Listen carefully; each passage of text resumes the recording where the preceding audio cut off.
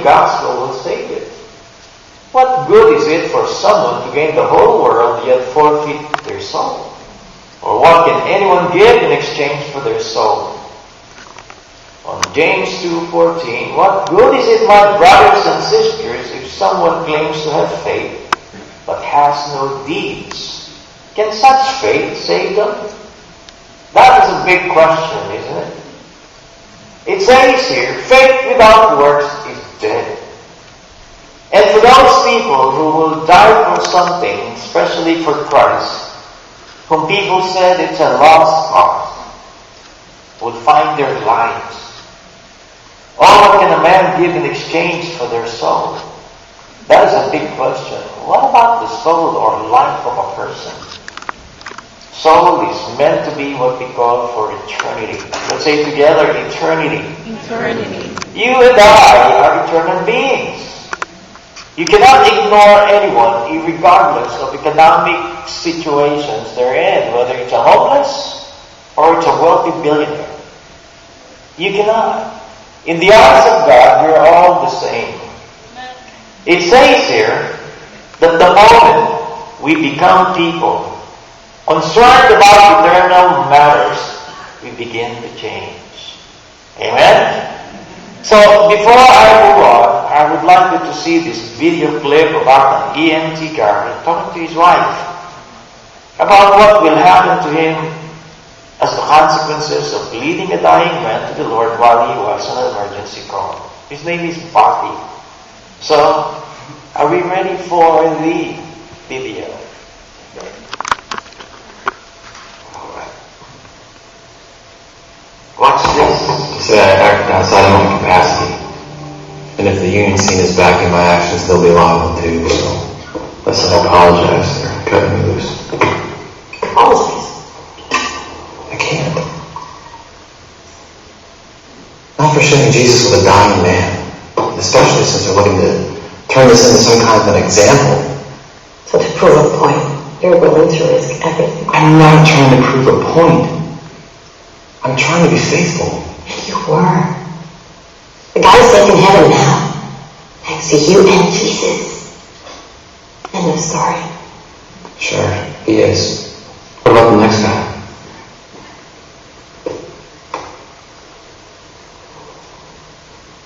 I spoke with Tom's friend Steve Katz.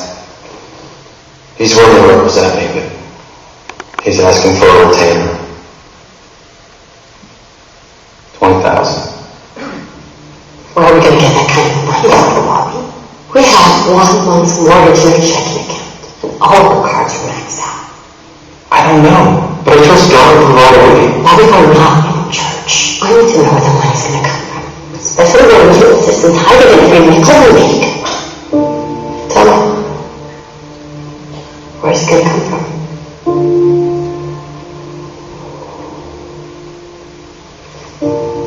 I can't do this anymore. What do you want me to do? Sign a statement. I'll do whatever I want you to do.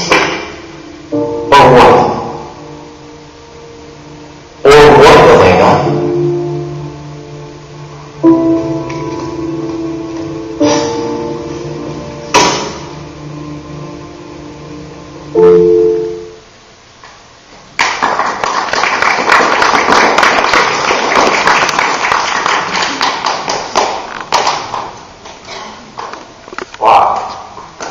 Do you see the kind of arguments between husbands and wives and children? Talking about money. There is a challenge here that they face. A lawsuit against him. And the only thing that he needed to do is to apologize that he was sorry for sharing Jesus Christ to the dying man. I believe he became the person that was pinned under a very big knife, and he died on the spot. But he was carrying something, and that was the cross that he gave it to the man's hand before he died. Right after he received Jesus Christ to be his Lord and Savior. I want you to look at this study today. It says, what shall it profit a man if he shall gain the whole world and lose his own soul? The cost to him, this man, who was an emergency management technician, is 20,000. His wife was saying, where can we get the money? But he said, God will provide. How can you have that kind of faith? That in spite of the fact of many needs in your life, God will provide. He will. Amen.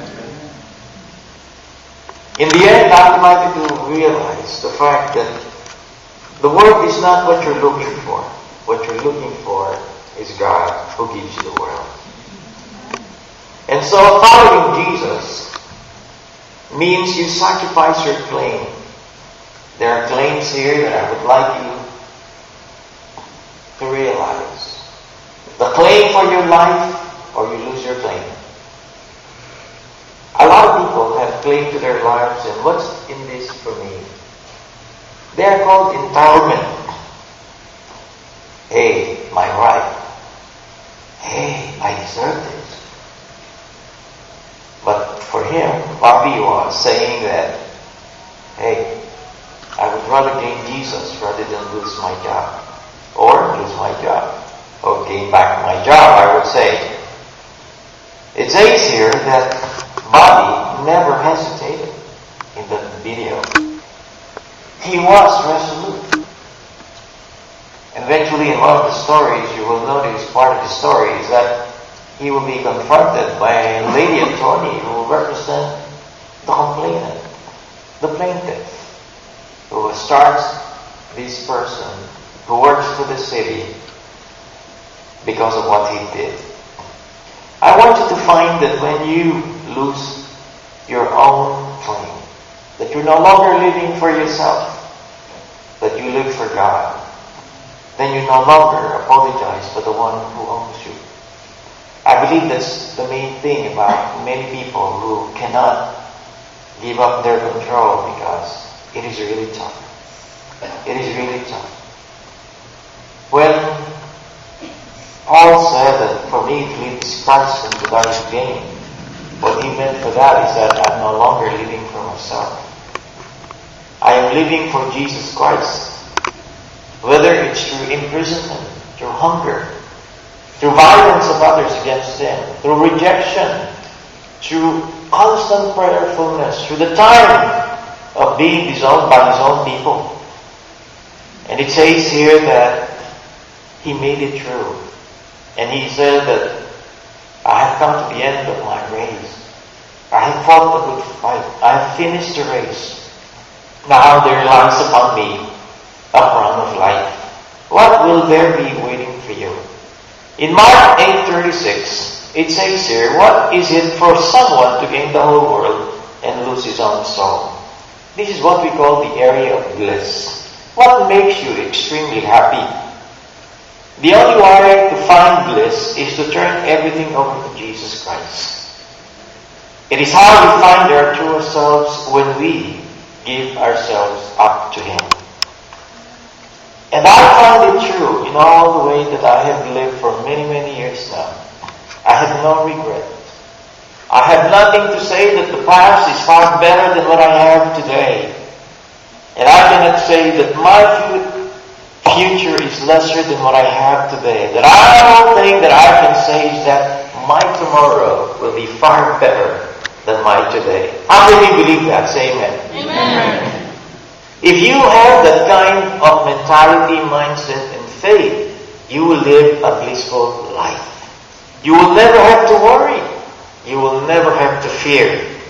It says here that when we find our true bliss, our true strength, our true joy, this is what John Maxwell mentioned, that what do you laugh about? What do you cry about? What do you dream about? This is what we call our future. Paul said that my heart was full of joy for the sake of you who have turned to Christ and abandoned your sin. It says here that our joy should be Christ. And Jesus found the joy of doing God's will in His life. And I would like you to think about your future. How do you secure your future? Let's say together, my future. Thank you.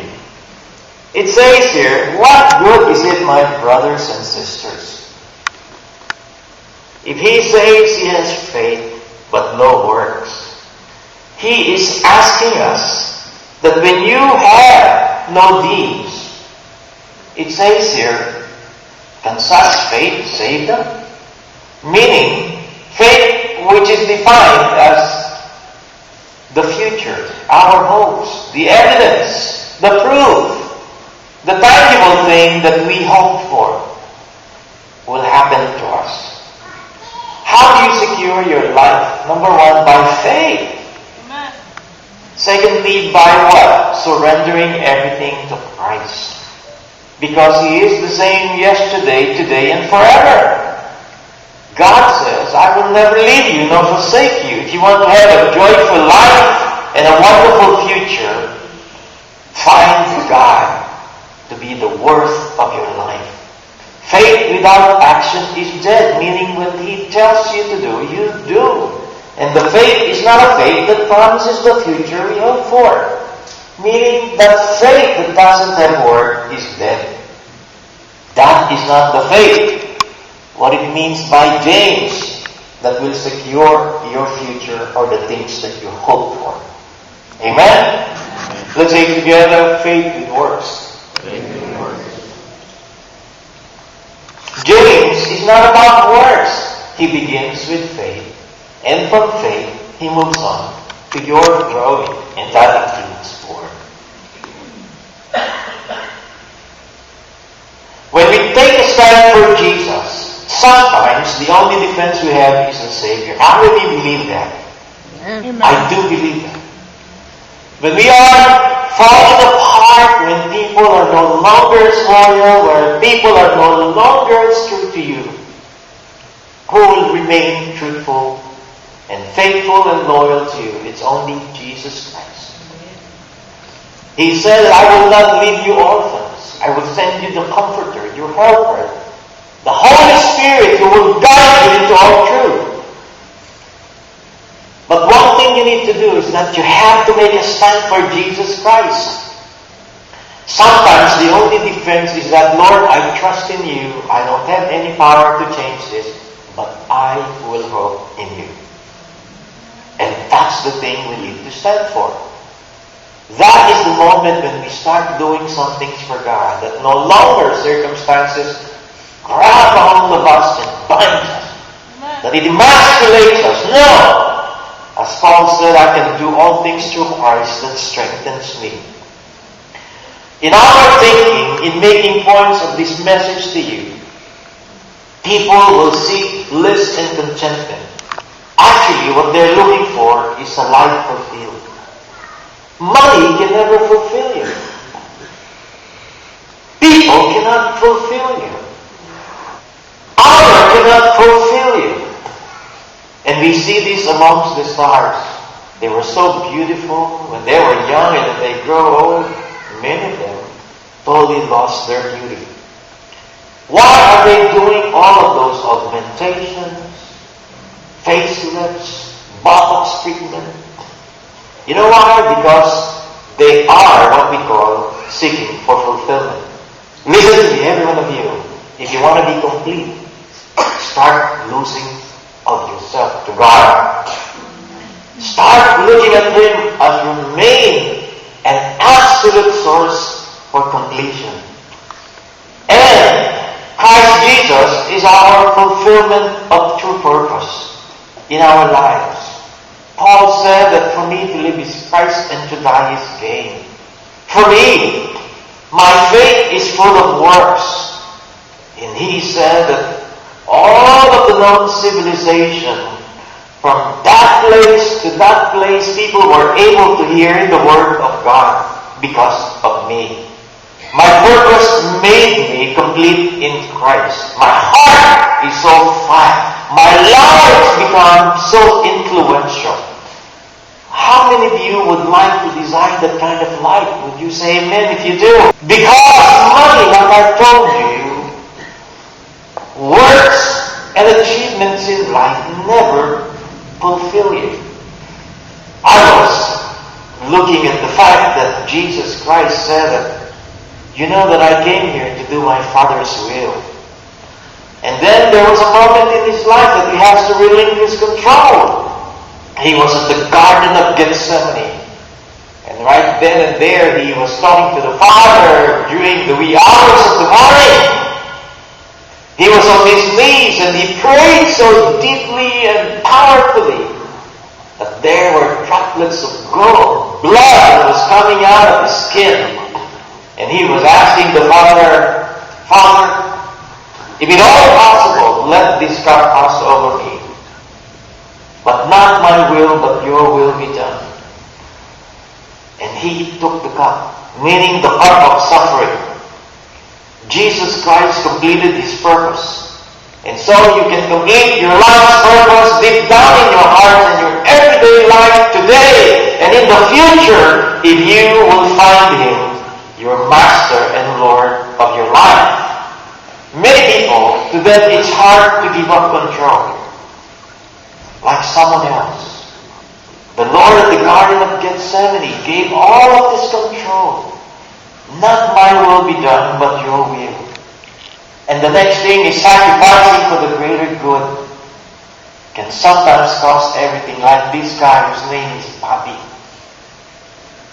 If you watch the movie, you will see that Bobby will find this attorney who confronted him and said to him, Bobby, and she pulled out the cross. This will cost you everything. The cross will cost you everything. Because that's what God wants from you. It's all or nothing at all. Let's say it together. It's all or nothing at all. But you're not happy today. Let's say it with gusto. It's all or nothing at all. Nothing at all. Give everything to God. That's what he said. He was doing the greatest good for this man who was dying. And the value that he gave to this man is far more than what the world could ever give a price for the price of one soul. And he probably remembered, what shall it profit a man if he gains the whole world and loses his own soul? What can a man do in exchange for the value of his soul? I want you to look at me because this is the thing that will carry your life in the future. When you are following Christ, he owns you. When you are serving him, you own everything that he owns. That's true. When you are sacrificing everything for God, you're living the way Christ lived. He said that he came in here. He owned everything. And yet, because of you, he let go of those ownerships for the sake of what? That he may what? Gain everything. And that's what happened in the life of what? Jesus Christ. For your sake he became poor, so that you who are poor might become rich. Let's say together, I am entitled for everything. Entitled for everything that God has. that God has. It is true. I am excited. Amen. I am excited. We were traveling early in the morning, and when the dawn breaks, I said, wow, America is beautiful. I just can't help but to close my eyes and thank God. I said, God, I'm living in a beautiful place. I was there last July traveling from Cagayan de Oro, Manila to Cagayan de Oro, and I see it all the way up top of the air. Right on the plane. I said, this is a beautiful country. And when we touched down in Cagayan de Oro, I saw its beauty. And then I saw more about Mindanao when we traveled to Camiguin, where they have the white beach. It's amazing. The water is blue and so clear. I said, God, what entices me to see this thing? And we travel again going to Butuan, and the more I look around, the more I see the beauty of God's creation. God, I said, I've never seen such beauty in my life when I was here. as a Filipino citizen, let's say together here, our church. Let's say it louder. Our church is blessed. Amen. Today, I was at my office, and there comes two emergency management technicians' vehicles. I saw one ambulance and one fire truck. They slowed down right in front of the church, and then they passed by. And then they stopped on the church across the street. And I saw these people going inside. Aren't you happy that no one is sick right here? Say amen. Many people have been sick about sin, not just physically, but God has made us to be healthy. I want you to look at yourself, because you are the church. You must extend yourself to the walls of this church, going outside. You are God's ambassadors. You are the light and salt of the earth, so that when you come here, you bring the world in. You invade their lives. I'm so happy to see those people who we have invited to go with us. We were never expecting them to come, all of them, because many times they make excuses. But I believe it's God's timing for us. And they ate together with us, and we had a good time. I really praise God for my wife and my kids who prepared the meal, and prepared also what we call the house and those people who gave us food from the outside. Thank you. We're following up on these people, and we're going to bring them to our house again for a meeting. This is one way of us extending our lives, reaching out for these four walls of this church. You are called to be equipped here, to be strengthened, to be built here, for you to grow, so that those who are little by faith can grow with you, and those who are weak can be made strong through your lives. We have to extend our lives beyond these walls. Say amen to that. Amen. That's a soft amen. Let's make it together. Amen. Amen. You have to see yourself as ambassadors. You have to see yourselves as salt and light. Why it is so appealing when you put salt. I still put salt on my meals. It tastes better. Amen. If I can find fish sauce, at least I'll do that. If I can find soy sauce, I will do that. Because the food tastes better. Amen? How about the life? When we started traveling before 5 o'clock, we got up late. You know what? It is beautiful to see those lights that are rows upon rows on the street, on the bridge. Lights are so appealing. And there are those lights that are already on for the Christmas holidays. And I like them. You are part of God's call to make the world know that there is a church. Sometimes the closest to us can challenge our faith in an unproductive way. Look at the wife of this EMT technician. She was showing her unbelief, her fear, her lack. Where will we get the 20,000? When you are challenged by financial pressures, what will you say? What will you do?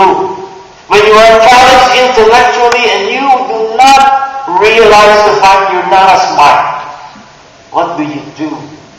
When you are about to be evicted and you are rejected from job, what do you do? You still trust in God? When people come to you, will they see faith in you? Like this man, he said, yes, I will not be sorry for what I did. Many of you will be in trouble when you witness for Christ. I'm glad that there were testimonies being recorded right now about those people who were captured by ISIS. Many of them, before they were shot behind the back of their head, were asked, will you renounce Christianity or not? Will you be sorry? power of one or God? And many of them would say, nothing at all. There were more than 100 people who were massacred in Africa. Buses upon buses were stopped by these people who are called fundamentalists.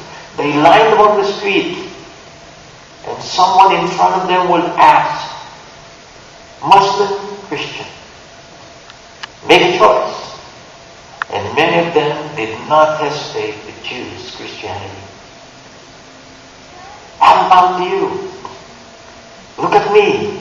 Would they find an evidence in your life that you are a Christian?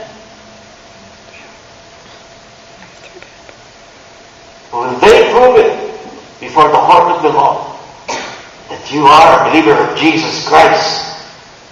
Or you will find some people like this wife. Oh, we're only giving our tithes. We're only giving to God. And now we have this 20,000. We only have mortgage back on our house. Look at me, every one of you, young people. When faith comes to need, I want you to believe rather than succumb to the need. Sometimes, when you lose, you find it. It is so hard to wrap up our brains, to letting go of our control, giving greater control to the Master.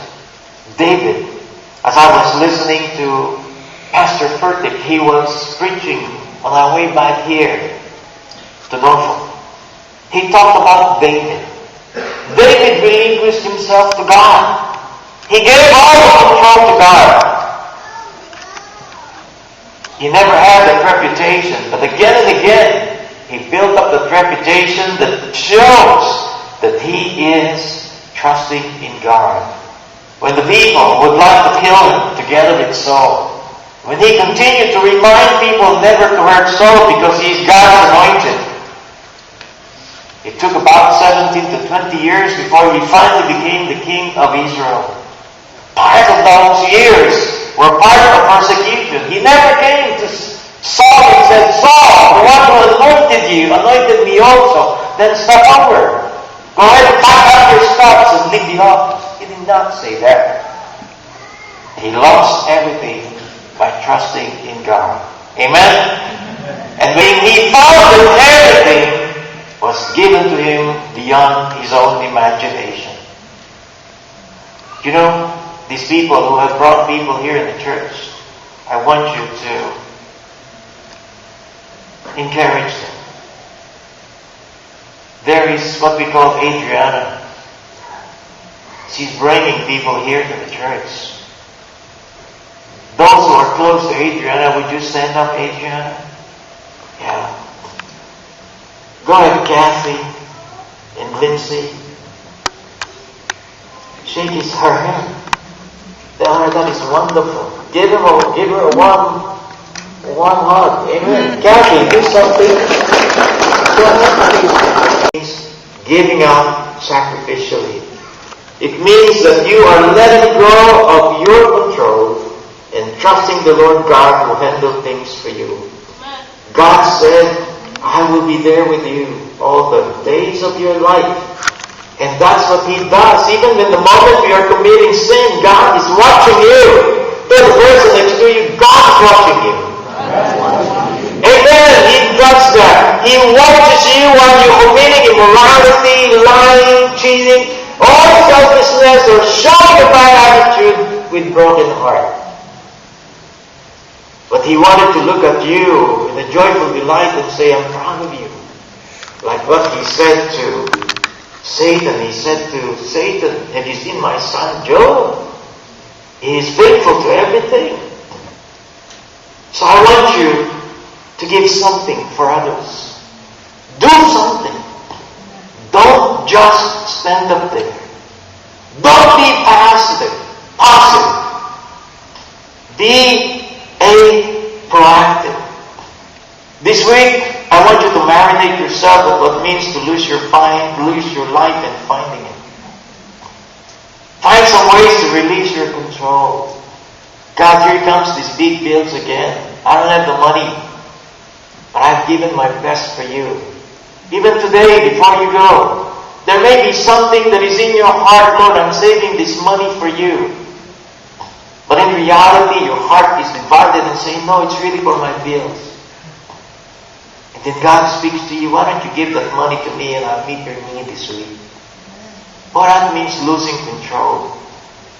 Maybe saving your money that you could have spent in buying lunch. But instead, what did you do?